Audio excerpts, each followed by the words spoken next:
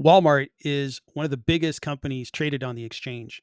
They're $812 billion of market cap. This is a consumer staple stock, and it's rewarded investors over the last 5 years. It's gone up nicely, especially in 2024 and part of 2025, but it has plateaued. For the last 6 months, it hasn't really done much.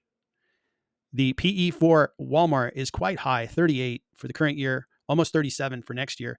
And the company isn't growing very fast. It's a very big company, revenues of 693 billion. And they pay a small dividend, less than 1%.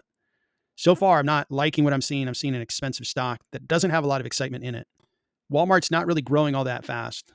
And I consider Walmart has two sides of competition. There's the legacy competition, which is Target, Costco, retail grocery chains like Kroger that are competing against Walmart. And Walmart does quite well in that particular segment because it has very good pricing.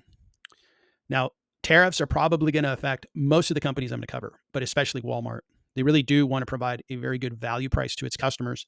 And either tariffs will force Walmart to raise their prices or force Walmart to maybe reduce their margins. And their margins are already quite low. So the growth isn't going to accelerate, I don't think. They continue to try to go online, but online is the other side of their competition, which is Amazon, as well as other e-tailers. But Amazon is growing at 13%, growing much faster.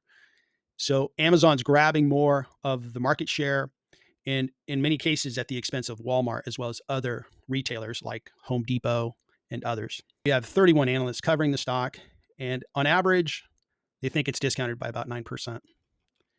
This is strictly on earnings per share, and the growth is going to be single digit, 4 to 6% per year. And profits are going to expand better. So they're trying to get more profitability to the bottom line. And that should help.